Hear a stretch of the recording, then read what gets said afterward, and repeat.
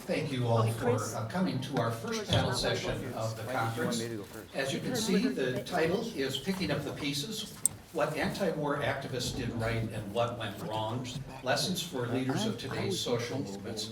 It's my great pleasure to introduce you to the chair and moderator of this panel session, my esteemed colleague, Dr. Elizabeth Agnew, who's Associate Professor of Religious Studies here at Ball State. She generously has given up her time to help put together this panel with a focus on if you look at the slogan of the conference, the reuniting. Well, that was part of what we did with the reunion last night, and most of the alums that came back from the late 60s, early 70s have continued on today. The remembering part, well, this is the bridge between what happened then and what's important for us to retain from that to pass on to people today.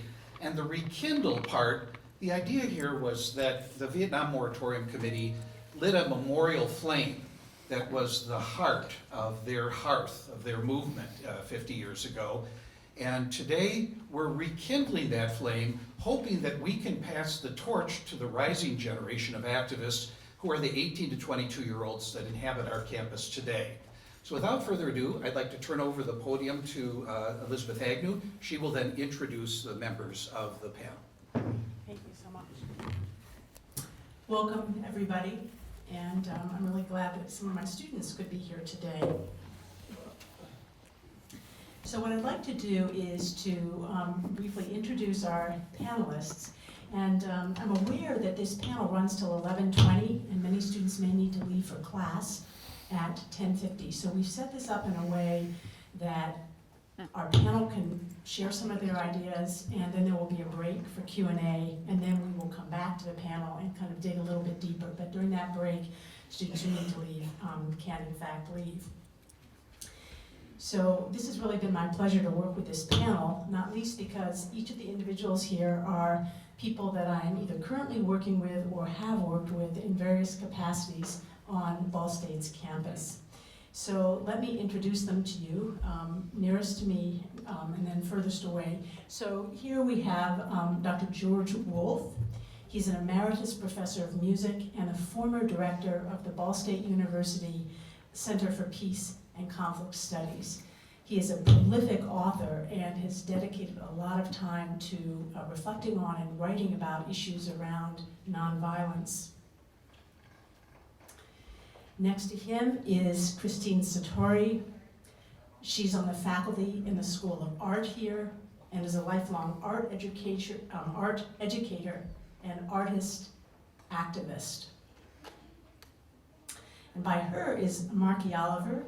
Marky is a former colleague of mine in religious studies, and she is still here in Muncie, is a social activist based locally here with the Third Order of the Society of St. Francis, which is an Episcopal lay religious order. To my far right is Dr. Sarah Vitale. Our department has been greatly fortunate that Sarah joined us, I think 4 or 5 years ago. 5 years ago, time flies. She is an assistant professor of philosophy in our department, and she also is very involved locally with the group Muncie Resists. So this is what I've asked the individuals to do. I've asked them each to take initially 5 or 6 minutes and to do 3 things in that. First, I wanted them to tell a little bit of their own story. How did they each come to be involved in the activist activities and movements in which they have been involved and maybe are currently still involved? And since we're talking about what went right and what went wrong, together we talked about this, and people were a little concerned about that kind of dichotomy. But what I did ask them to do was to identify one example of activism that each of them has been engaged in or are now engaged in, and that they found effective, and how they would define effective or successful. And for those who actually were living during and active during the Vietnam War period, I encourage them to think about that in terms of those times. In turn, I've asked them then to think about one thing, not so much that went wrong, but one challenge that they wrestled with then or wrestle with now. And in a sense, how they are wrestling with that and maybe how they are moving through that challenge. Okay, so I'm going to start with Chris Sartori, and then we'll come back to George Wolfe, and then Marky and Sarah. So Chris.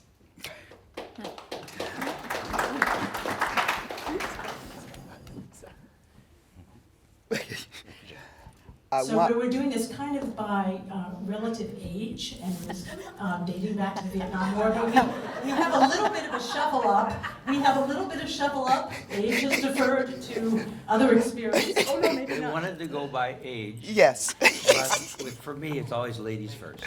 Okay, there we go. And for me, it's always my elders.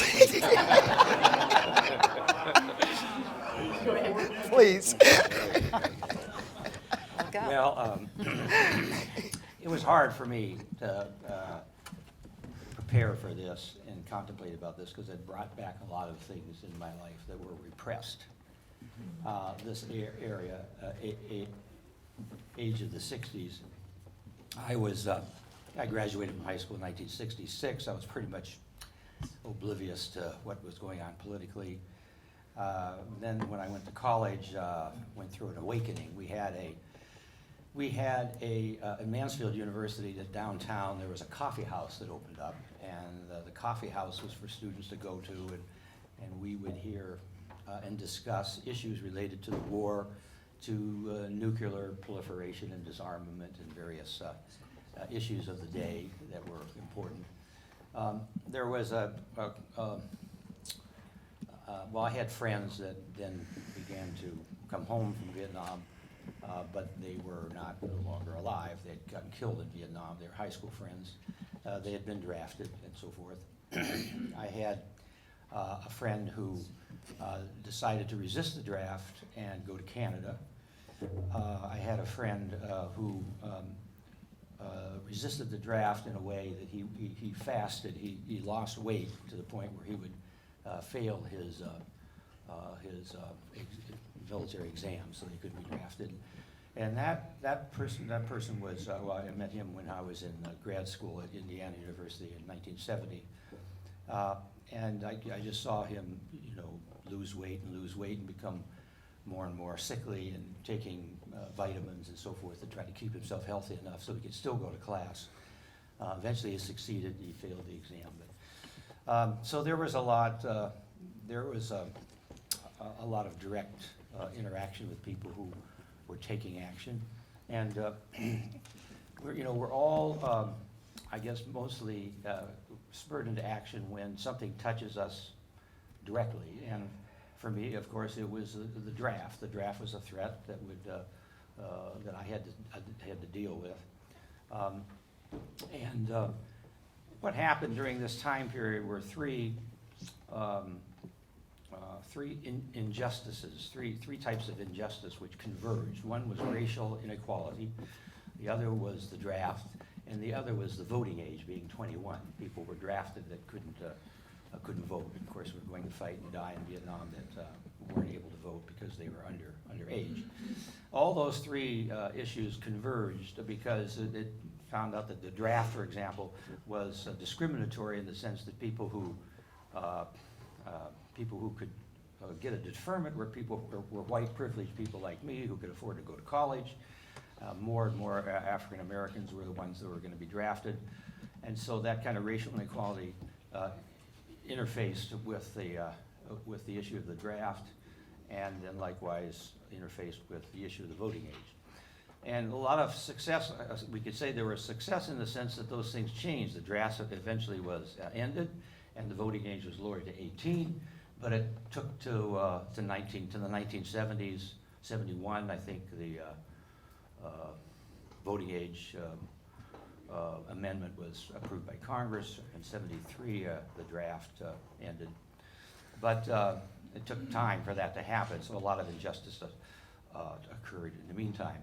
In the 1990s, I got a grant to go to India to study Hindustani music, but I became very interested in Mahatma Gandhi's struggles in India, and he made this one statement that we needed to call public attention to injustice, and that the purpose of activism and nonviolence was to call public attention to injustice. And so a lot of the way I look at what the protests and so forth that took place during the Vietnam era was this effort to call public attention to these three issues of injustice which converged and gave a lot of strength to the anti-war movement. More recently, I've become involved in the Green Party, focusing on the environment and so forth, and I'm very active in going to Indianapolis and talking to senators and so forth about issues related to the environment and issues related to equalizing ballot access so that Green Party candidates can get on the ballot throughout the state. And intermittently during the 1980s, nuclear disarmament became a very important issue to me. So that's sort of a quick summary of my background. Thank you. I was in high school and looked up to George and the generation who were the ones, and I'm sorry, this is still very emotional for me. So I'm good, and for a lot of reasons, because all of us were very aware of what was happening in the country. There were so many things that were going wrong, and so many people on so many issues that were speaking up, and they inspired me. Your generation inspired me, and I started my first protest in 7th grade in a Catholic school because of what I was seeing of people. And in high school then, I come from a working class background, and it was my friends' brothers and my brother.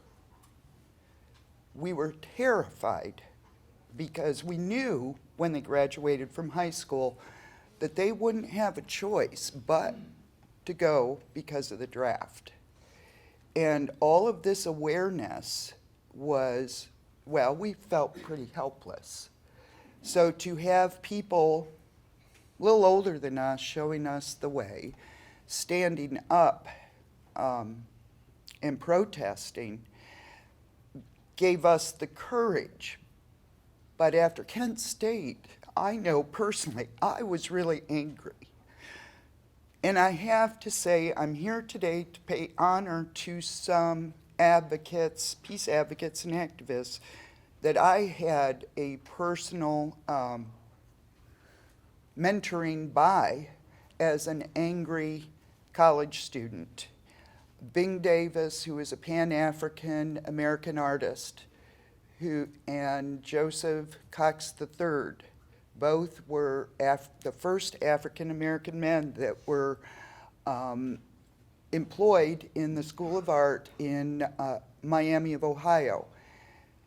And for whatever reason, they took me under their wing. And I also was very lucky to know Wilma Mankiller and to know Uwana Chasing Bear. And the one who helped me the most was an Army Ranger, Sergeant John Eade, 1965, who was my best friend in graduate school. These people, my elders, taught me something that I think is still valuable today, which is you better stay there for the long course. You have to develop your convictions. And I call myself a peace advocate because even in spite of the hair, I like to be in the background. This is my armor for out in public. I worked in the Native American community for over 30 years, both here and out west. And they also taught me about activism, that it's individual. It's not just about, someone has to sound the alarm and be willing to play that part, but someone has to be in the background working with individuals one-on-one. And I have taken that energy not just from those lessons, but also understand it's a way you live life. It's not something you put on and take off at the end of the day. And it wouldn't have happened without my elder generation, which I honor very much, on teaching us that courage to stand for your convictions, even when that's really difficult.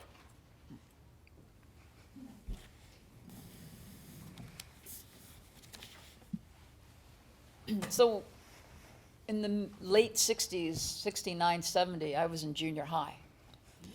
And often we think that junior high kids just aren't paying attention to things. But over the years, one of the things as an educator I found, what was true for me, why wouldn't it be true for them? And when you get talking with them, they really are very knowledgeable about things because they're very curious. And so for me in the 60s, one of the things that helped me was knowing somebody who was in Vietnam. I had an uncle in the Air Force. And, my family has always been one to have dinner every night together. And then we watch the news. And for us, that was CBS, Walter Cronkite, with Dan Rather reporting from Vietnam every single night. And the death toll that was listed every single night. And knowing that you know somebody there, all of a sudden that makes more sense. You start paying attention more. And so for me, I think what Chris was saying about how personable, when you get involved in things and you know people, it's more than just what you've read. And for me, so I let that kind of guide me and pay attention to what was happening around me. And so when 1970 at Kent State happened, I can remember that day quite well, and the several days after, because for one thing, we had student teachers. I'm from Ohio, and I had student teachers from Ohio University in the classroom when all this was happening. And knowing that this is happening across the country on college campuses, this is happening to them. And in turn, it's happening to us, because we were a part of that. And then later on, I did go to Ohio University, and one of the things I found there from would have been probably 70 through about 1990, there was started off as a cafe, has been many, many different businesses since. But during that 20 plus years, on the side of the wall, it was a white wall, was painted, "Remember May 4th." And there's only one May 4th. And everybody knows that. And everybody who walked past that every single day was reminded of what happened. And so when I was there as a student, that was a constant reminder. It was often talked about. And so it was always there. It never was put aside. It was always a part of who you were at the university. And one of the things I've been doing for the last 40 years, or 35 years or so, has been involved somehow with college campuses. I started in 1975 as a student in campus ministries because I wanted to be involved in doing something, and it was a place that I could do that. And then later on, besides doing that, at several different college campuses when I was a student and while I was in grad school, I became eventually a teacher at the university level. And I'm still involved. My partner is a teacher in the School of Music. All these folks are people I know, and as well as many of you who are good friends, who are faculty. I work with students now. I run a cafe. It's a free cafe on next to campus called Wildcard Cafe, giving free food to students because that's a great need in our country. 1 in 5 college students are food insecure. But that's, again, being personal with the folks who are directly infected by the things going on in our world. And through the 80s, one of the things, I became a group of 7. We were at Ashland University, and we had mentors from the 60s who were involved in trying to, for instance, shut down Washington, D.C. at the end of the 60s. And so they were mentoring us on what to do after the bombing of Libya And we have a conservative think tank, the center, the John Ashbrook Center on campus. And that spring, like within 2 weeks after that bombing, Caspar Weinberger, Secretary of Defense, was coming to speak. And we decided we couldn't just not do anything. We had to do something about that. And at the time, I worked for campus police. I was the person that everybody loved to hate on Saturday nights at the dance, because I checked IDs going in. So I knew everybody on campus. And so I decided, I'm going to go talk to the chief of police to find out exactly where can we be and what would be acceptable. And so he said, oh, anywhere on that side of the street, do whatever you want. I was like, okay, well, all right. When Weinberger came to town, 2 things happened. One was he had to ask which group was for him. There was a group of fraternity and group of young Republicans who were going to be going to the dinner, and they were all dressed up. And then there were us, a mix of all kinds of folks. We got a bunch of Quakers to come and be a part of us because we really wanted to learn from them about how to be peaceful and how to address this, because we were on a religious campus, affiliated campus, and so we wanted to make sure no violence occurred, and what could we do? And we had somebody come, a theater professor, come with a sign that said, "Remember Kent State." And then we had a group of football players who showed up who were completely like, what exactly is going on? But they didn't want anything to do with the young Republicans and the fraternity guys, all white. These were black players. So they stood on our side to figure out what was going on. And then somebody on the other side yelled, National Guard for Kent State, nothing. And so the football players were just about ready to get out of the pickup truck. They were in the back of a pickup truck to go and fight them. And we had to calm them down. And so this was a kind of, we didn't expect this kind of thing to happen. But when Weinberger had to ask which group was for him, it was quite impressive that he couldn't figure that out. And the Secret Service was there, and FBI, and they were taking photos. And one of the fraternity guys had showed up wearing a flag, and we all recognized that it was the flag that had been stolen on campus. And the Secret Service was waiting for that flag to touch the ground because they were going to pounce on those guys and arrest them. That would have made really good news. Because one of the things that we learned from our mentors who were there in the 60s was you need to document everything, and you need to have the media there. And we did. We blitzed every print and broadcast media in the area, and they were there. And so that would have just been horrible publicity for Weinberger and the administration at the time. They had that happen. And so it's personal, it becomes a part of who you are. And for me as an activist now, I'm interested in poverty. I'm interested still in young people because everything starts here. All the great movements have always started with young people. And so that's what I feel my calling is to encourage these young people to do exactly what Mary said. Find something that you're passionate about and go for it. So I have a little bit of a different story because I'm not going to talk about Vietnam or the 60s. I wasn't there, and I don't have any memories of it. I don't know if you can hear me.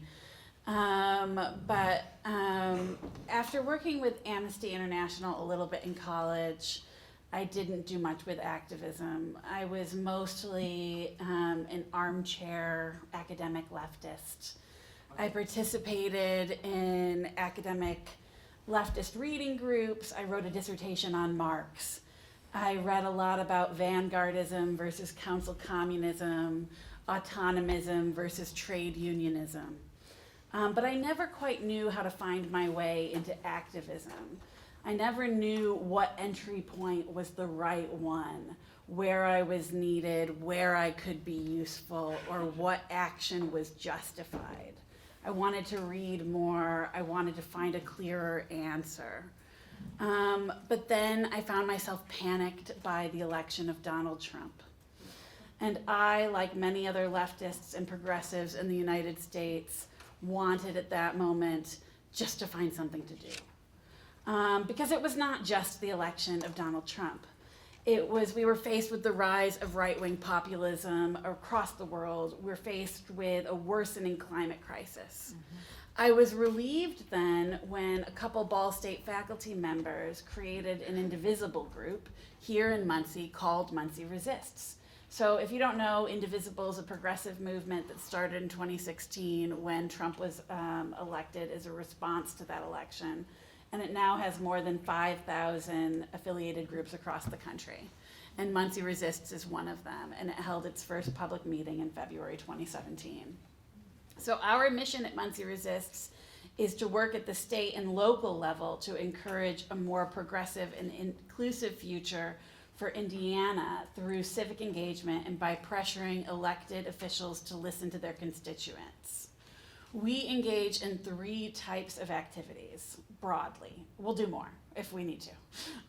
But we host events on progressive issues, including town halls and teach-ins. We engage in direct action, and we engage in voter education. And when I was thinking about this panel, it's really difficult to measure success. If we measured success, for instance, by whether progressive policies have been enacted in Indiana or very progressive candidates have been elected to office, we might be constantly disappointed. But we know that the fight that we are in is a long haul, and we know that we need to learn how to be, we need to celebrate small wins, like good turnouts at events, or registering 10 new voters during a registration drive, like one we had in Whiteley a couple weeks ago. A win might be media coverage, such that our message gets out to more people. And while it remains difficult to measure success, there are 2 things that we at Muncie Resist are learning to do well, and those are voter education and teach-ins. For voter education, we've created these progressive candidate questionnaires for the primaries, which we give to all Democratic candidates and we as members make. So we ask questions that we think are of interest to progressive people. And we give them to all Democratic candidates and we share the responses on our websites, and then we invite the candidates to these meet and greets. We do this so voters can learn more about candidates during the primaries, a time when little information is typically shared. And we think that this effort that we're doing in Muncie is pretty unique to a city of this size, when people typically do not get to learn much about their candidates besides information on candidate websites. The teach-in technique, though, was developed during the Vietnam War protests. In 1965, 30 faculty called a strike at the University of Michigan for the institution's involvement in the war. Anthropologist Marshall Solins came up with the idea of the teach-in. He said, they say that we're neglecting our responsibilities as teachers. Let's show them how responsible we feel. Instead of teaching out, we'll teach in all night. The idea spread throughout the country, and 120 other teach-ins were held on other campuses. We've hosted 2 teach-ins, one called Real Choice, which was about crisis pregnancy centers and reproductive health, and another called another on the Green New Deal. And on both of these, we invite experts, including PhDs and activists, and we create resources and we get resources from these experts to share on our website, and we bring the experts into the room along with other members of the community to provide information for people so people can learn more about these important and complicated issues. These events are really well attended, and then we provide the resources and videos for people so they can continue to know more about it. A key challenge in our work has been keeping energy up and trying to inform people, hopefully, or encourage them to do political work instead of nonprofit work. And this is a difficult one, because I think often people think their time is better spent volunteering for nonprofits, and then they don't have the energy to advocate for more just policies that would obviate the need for these nonprofits in the first place. And so we're trying to call people to come to activism. And I think that the only way we can really do this is to persevere and to continue to communicate with people about progressive issues. All right, thank you so much. So I want to reintroduce our panelists for the sake of the live stream so that it's known who is who. So this is Dr. George Wolfe, Christine Satori, Marky Oliver, and Dr. Sarah Vitale. Thank you so much for sharing your comments. So I want to first, okay, we can start with head down to that. I'd like to pause now and find out if we have questions, comments, reflections from the audience about this portion. And I'm told I try to practice as a teacher not to be bothered by uncomfortable silences. So I'll be quiet for a minute and people can think about if they have a question, and I may have some of my own. You guys also may, you're welcome to build on what I know each other. Yeah, that's what I would like to say. So we'll do that. Let me see if any questions. Yeah. Please will you come up to the microphone so that your question can be recorded for the live stream. I really appreciated this very much. And just a comment that is a vulnerable one to make, but a number of years ago, Tom Hayden hosted a conference in Washington, D.C. about lessons learned. And on one particular panel, one of the men had been shot in Kent State, and he was an SDS activist and described himself as an action junkie. And the day before the shooting at Kent State, there was a demonstration in the commercial area right next to the campus. And he described there was a deliberate intention to have lots of beer at the demonstration to force people into the street and to initiate a riot. And went also described that the organizers felt justified to trash those businesses because those were the businesses that the students patronized. And it was really an appalling story to listen to, and appalling that he had no perspective on it. And clearly there's nothing that justified the shooting at Kent State, but I felt like it was an important object lesson about violence begetting violence, and the importance of being absolutely, unequivocally committed to nonviolent activism. Can I respond to that? Can I respond to that? I want to thank you for bringing that point out, because I didn't say what my challenge was. And I think the challenge is to be peaceful and to not ignite violence through violence, because when you're so emotionally attached to your convictions, it is very easy to justify that violent behavior, which I have never seen produce anything positive, because the other side will become reactionary. Kind of a physics thing. So thank you so much for sharing that with us. Yeah, Martin Luther King said that violence simply gives rise to more complex social problems. And so we always, it's important though to understand that nonviolence isn't something which is passive. Thank you. Yeah. Martin Luther King added the phrase resistance to nonviolence, nonviolence resistance. And Mahatma Gandhi eventually rejected the idea of nonviolent pacifism, or nonviolent activism is what we're interested in. There are basically, in peace education, there's 3 types of violence. There's physical violence, psychological violence, which is name calling and verbal abuse and so forth, and then structural violence. Structural violence is when you impose a structure on a social system where that structure disenfranchises a certain group of people. So segregation and racial inequality is a form of structural violence. You can have structural violence from an educational structure that's not fair, from political, from economic structures and so forth there. You impose a structure which disenfranchises a certain group of people.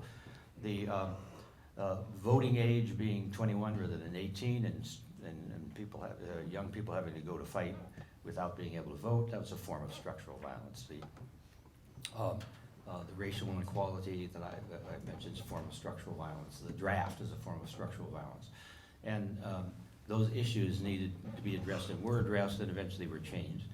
But it's important we understand that nonviolence is something which is active, not passive, and that violence is not something which is not simply physical, but also psychological and structural. And you can make the argument that the root of physical violence is really found first in psychological or structural violence.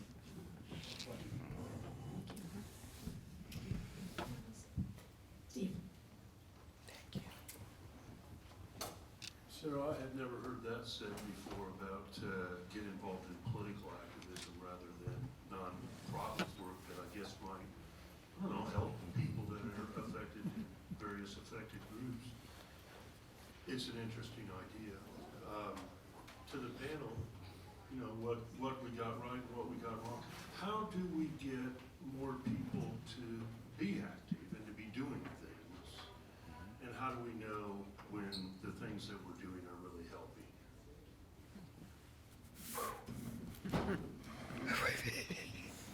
So those are maybe, those are in some ways 2 separate questions Yeah. initially, because I think Sarah thoughtfully spoke to the point that often you don't know immediately, or kind of quantitative gauges might not be the most effective. But do you each want to share, or some of you want to share thoughts about getting people involved? Sarah, we might start with you. I'm just curious about Muncie Resists, in what way you've gotten community members and also students involved, and how you've thought about that.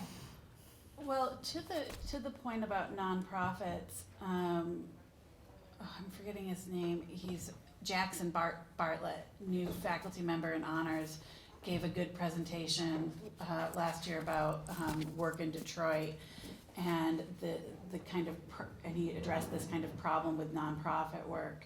I think that sometimes nonprofit work provides, or volunteering provides, a kind of immediate feel-good response for people, because it's addressing an immediate concern. But then we're taking up the work of, and this is maybe a little bit polemical, maybe, but we're taking up the work that should be being done by the state. And that has been offloaded onto these other organizations, and we're not going to change the way that these things operate if we're working 40, 50 hours a week, then we have the time with our family, etc. And we're just volunteering things that used to be done and paid for by our state. Instead of advocating and being activists politically for it to change. How do we get more people involved? Well, they get involved in moments like the Wales crisis, so the WSP event. So they get involved in moments of crisis in their community. And then at flashpoints like that, if there are groups kind of present, then they can see that those groups are present, and then they can often join in. And I think that's helpful to be there. And when something happens, like, we were there, we had an event, Marky said we need to have an event for the climate strike week. We had an event, people came for the climate strike, and then they'll come to Muncie Resist meetings after that because they know that we exist. So that's one way. One of the things I find to tag with that is those are, like she's saying, the crisis moments, that's sort of in the heat, and you do pull people there. And that particular demonstration that we had on the climate was actually happening during Muncie Central's homecoming parade. And so there was definitely some connections there with students. But behind the scenes kind of thing that Chris talks about is building relationships. Thank you. And that's not just with individuals, it's also with organizations. It sometimes takes a long time to earn the respect to be listened to, but also to realize that we do have some things in common, though we may disagree on some things. But if we can come to a table, an open table, that you are reaching all, you're reaching out to anyone who will give you the opportunity to either for you to be heard or for something that you can do together. I mean, there are people who came to the event that we had at Muncie Central, in regards to this polluter that wanted to come to our town. There were people there of different political persuasions and different religious persuasions and just different people all over the community saying, this is something we do agree on. We don't want this here. And when you're able to then connect with people who may not agree with you on other things, you can begin to build a relationship. And we hope that through information and through experience, there may be change then, that they become allies.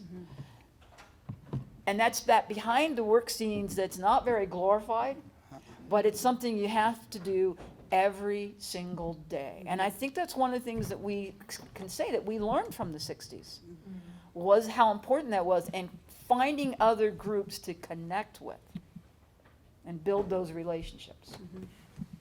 Can I want to read a quote first. To be an activist is to speak. To be an advocate is to listen. Society can't move forward without either. And this is from an 18-year-old advocate and activist, Eva Lewis. And Really? Attention, this is a test of the It's not a real thank you.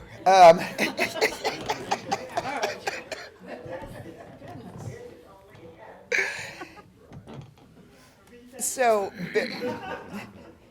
building relationships is very important, and that a lot of times, I'm glad that Marky was talking about finding some commonalities. The thing that concerns me is right now we see on, I don't even use Twitter, but I know that there's this polarization and this viciousness of people mudslinging and name. That never solves anything. One of the beauties that I was taught as a child, and I still believe in, is every individual is unique and has something wonderful to offer people. Everybody. It doesn't matter their status. It doesn't matter what color they are. It doesn't matter any of those things.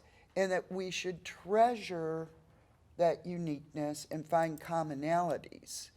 And I think that is the advocate or the listener.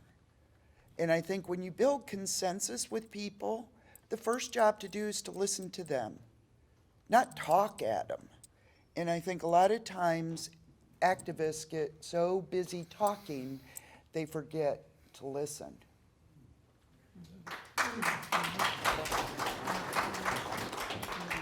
Well, I think one way also we can encourage people to become active is to broaden our definition of activism and the places where that can happen.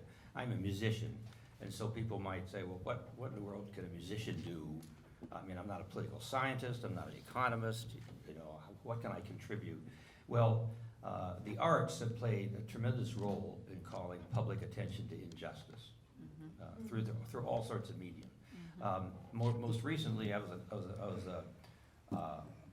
I was approached by a pianist, a graduate of Cincinnati Conservatory, who's from Israel, and she had developed wanted to develop a program of music by composers that had been killed in the Holocaust. And a couple of the pieces were for saxophone, and I'm a saxophonist, so she wanted me to learn these pieces and play and be a part of the program. At first I was reluctant because, I have to learn this new music, I'm retired, hey, I'm lazy.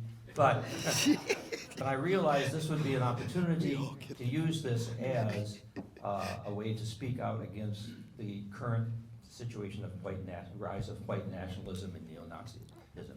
And so we put together this program. We've performed it now four times, I believe. Once was at the Hebrew Academy in Indianapolis. Once was at Ball State. Once was at another place, a venue in Indianapolis. And we're going to continue to do this. But what I'm saying is that I never thought about how I could use my art form to be active in this particular regard, but being more creative with how we look at activism and how we look at the arts and how they can contribute to calling attention to injustice and be used to make a social political statement. If we can be more creative in our thinking like that, we can find many more ways to really contribute to activism.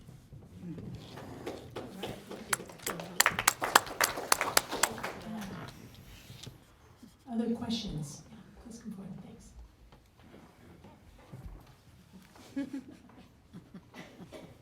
Well, my friend Steve Robert anticipated my question, but I'll just underline it then, I think.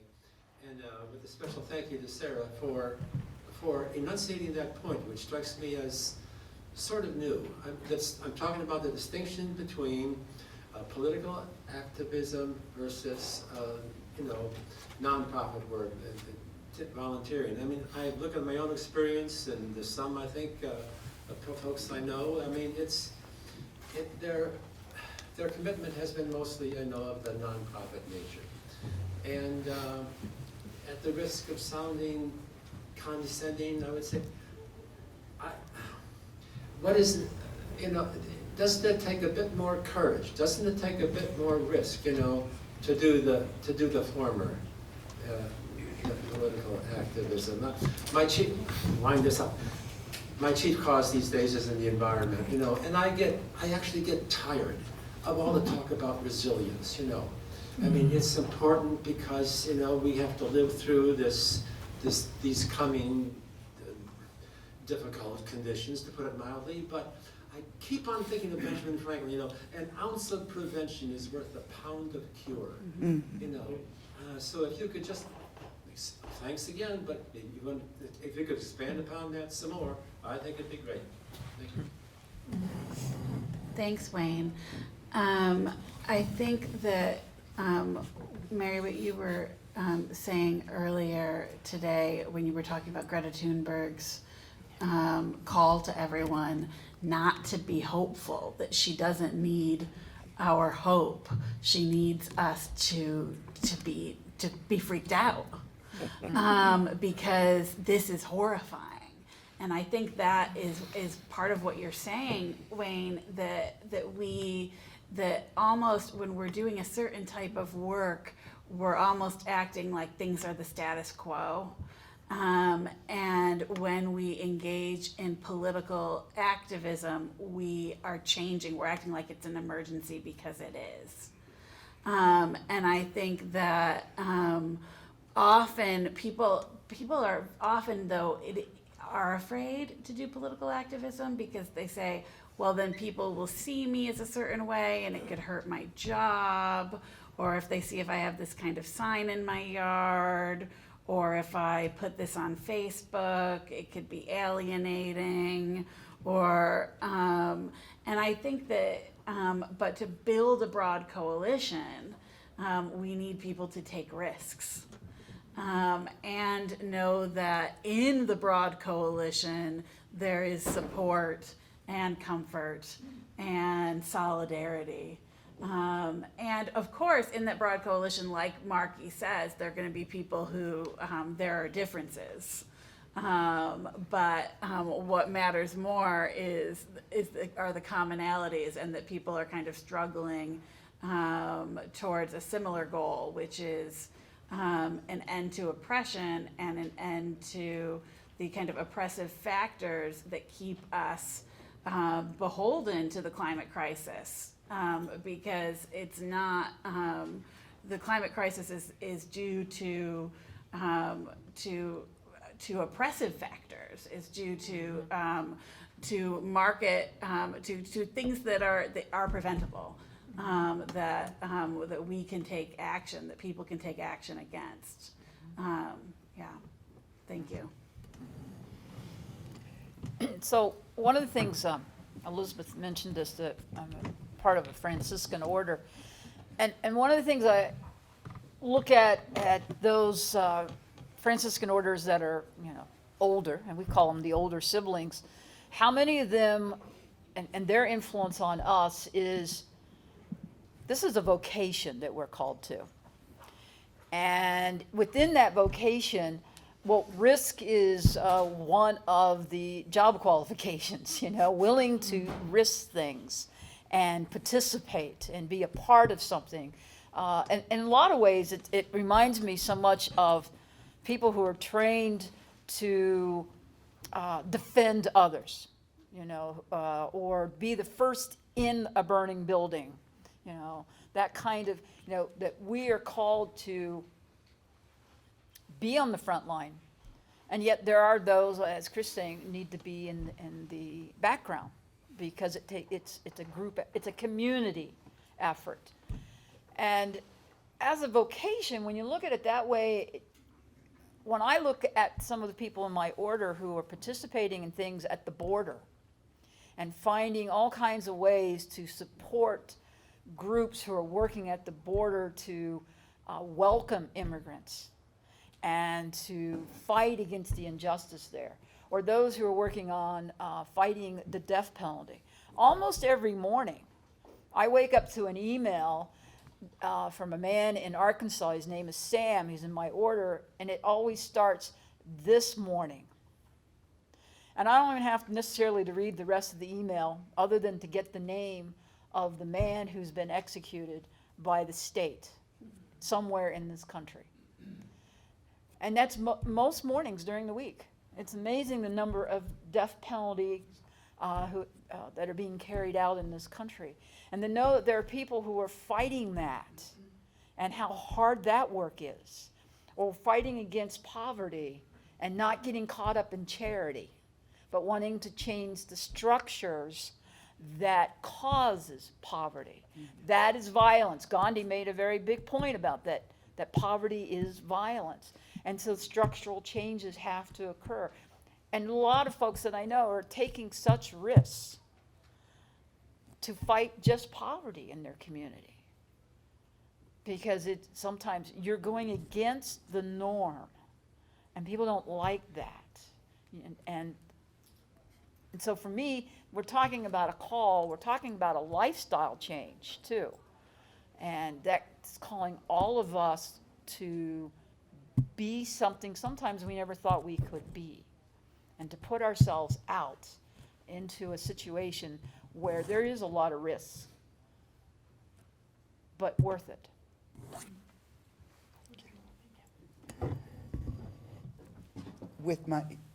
Can I respond to what they said? Sorry. With my background in graphic design and media communications, the thing I get concerned about is that people react to language.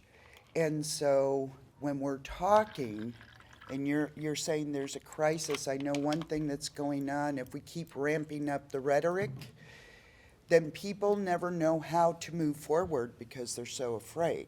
Mm-hmm. So while I believe in what you're saying is that there's an urgency to these issues, the thing that I'm seeing nationally is that people are getting very, very fatigued from this hyperbole and the language that is saying everything is a crisis. Because at the basis, we are all human beings, and we need direction, we need action, somebody to tell us what do we do with this information. And so I think one of the things that is a lesson from the 60s and actually is something that I focus on when I'm teaching my students in graphic design, is that here's how you can take action. And being very careful with the rhetoric of panic, because that rhetoric can stop a movement. I've been watching the backlash. The more we talk about this being such a crisis, the backlash is more about, no, it's not, you're being hysterical. Well, now we're in subjective things. Now we're in who's right, who's wrong. Now we're in stereotypes. Now we're in us against them. And all of those things are, you can have a huge failure from that mindset. So the question is, back to the individual, building consensus, thinking about activism differently, political activism, but framing it in understandable language so that it cannot be misinterpreted. And I think that's something that is an ongoing learning experience. This area of taking risks, idea of taking risks, brings to mind why it is so important that we have tenure and academic freedom for faculty at universities, where we can speak out on issues of injustice and not have the fear of being punished in some way, losing our jobs and so forth. I've been active writing articles for the local paper and also for Indianapolis paper, and I was doing this while I was still a professor before I retired. And I was so scared. but I felt free to do that because I had tenure and academic freedom, and that's just important in the academic environment to see to it that faculty feel comfortable speaking out about injustices, and particularly in areas where they have expertise. Thank you. Please, come forward. So we have 3 questions, so we might let one person respond to each, and you can just I look have at a each other. question for the panel, and it relates to the Occupy movement. I was involved with the Occupy movement locally here, more as a mentor because it was mainly a movement of younger people. And they persevered a lot. They stayed right out in the inclement weather for quite some time. But ultimately, the Occupy movement here and worldwide didn't seem to get anything done. They didn't seem to accomplish any of the objectives they had. And what do you think they could have done differently to have been more successful? So I realize we have 2 other questions in about 10 minutes, so I've encouraged one of our panelists to kind of volunteer to speak on that. Can I Because I really want to hear the other questions as well. And then we can always loop back to things. Yeah.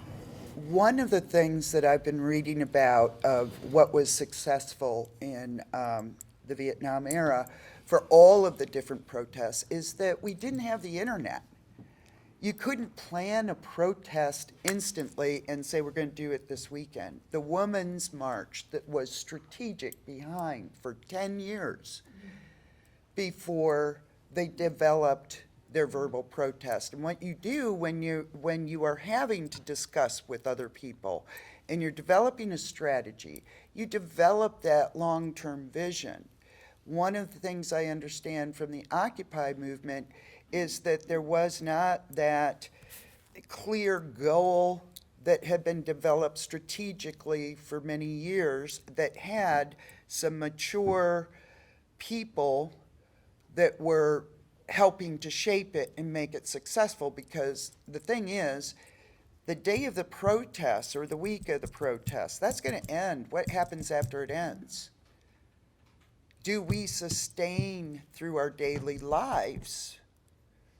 Because that's where that long-term commitment comes in. And I think the protests in the 60s are really good examples of that. The strategy was behind the scenes before those protests ever took place. The thought about what was next. Say something just real quick. Yes. One thing the Occupy movement did, though, that important point it brought out, which is still with us, is the idea of 1% versus a 99%.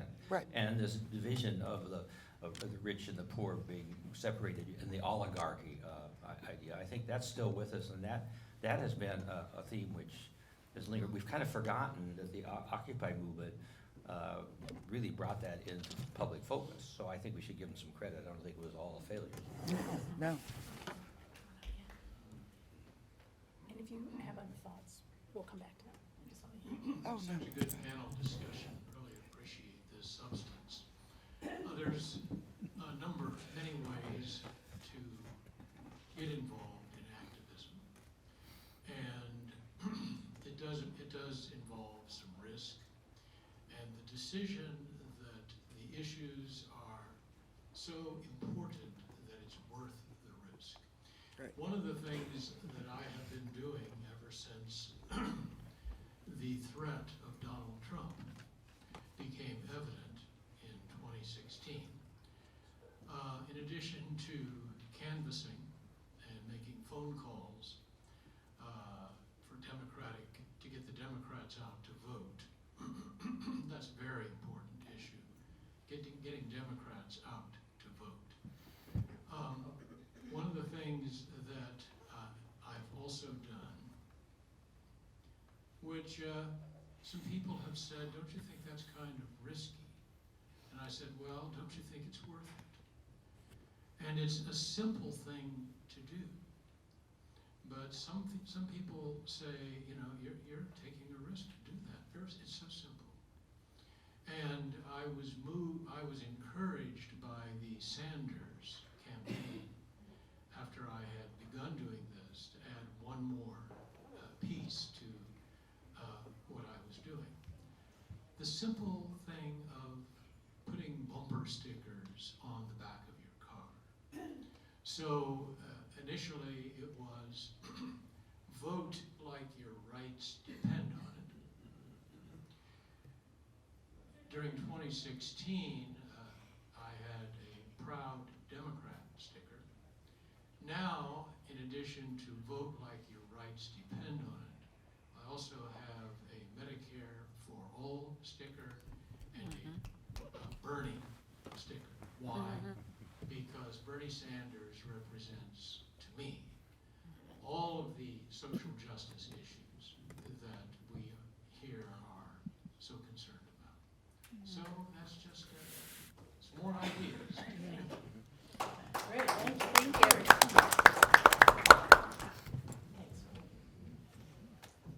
Good morning. Like others have said, I'm kind of inspired by what's been shared thus far. What I might be stating at this point could be very unpopular in the room. I think there's an elephant in this room that hasn't been talked about yet. I'd like to thank our vets in this room. Thank you. For their engagement, both in the war and after the war. And I'd like to acknowledge their role in what's evolved since then in terms of bringing awareness and recognition to all of us of the atrocities that they experienced. And I was hoping one of you could maybe talk about how come it hasn't been, how come they haven't been thanked until this point. Go ahead. Can I say something? Go ahead. Larry, thank you for reminding me. I talked about Army Ranger Sergeant John Eade, 1965, Vietnam. He taught me the biggest lesson of my life, and it's one I try to follow, and it's why I am still upset about how the protest derailed and the focus became the target of our veterans when they came home. But John told me this. He said there's going to be many times. Now, I need to explain, John. I need to do better for him. 2 minutes, yeah. When I met him, he was in architecture school. He had lost his eye. He had been the only survivor of his platoon. and he had his right shoulder socket had been blown out, and he fought the Viet Cong by himself for 3 days. You can Google his name and learn the story, but when I knew him, he was an architect student. He refused to get his arm amputated and taught himself how to work with his arm. And we were talking one time, and he told me, he said, Chris, there's going to be so many times in your life where you're going to have to do things you don't want to do, but you have to do them because they're either the right thing to do, even though you know it may hurt someone, but you have to do it. He says, so here's the balance. Whenever you see an opportunity for kindness, you take it. And I have met so many wonderful veterans who have done that. They emulate it. And thank you, Larry, for bringing that up.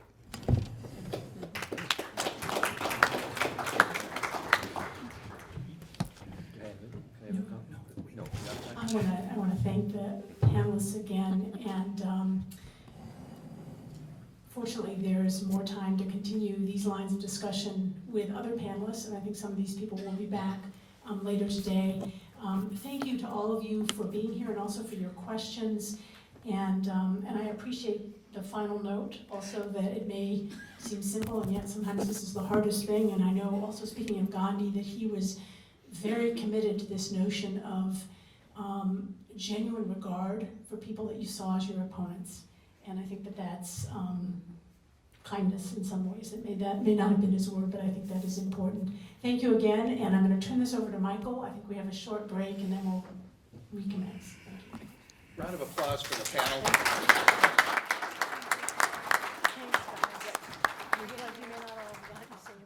We have a 10-minute break. We're going to move from this room down the hall to the ballroom, where our keynote speaker, David Harris, will be talking to us. And as you walk into the room, we're going to stream a trailer for a new film that David is featured in, that talks about the resistance and the draft resistance movement during the Vietnam War era. So that will be playing while we're waiting to begin promptly at 11:30. Thank you.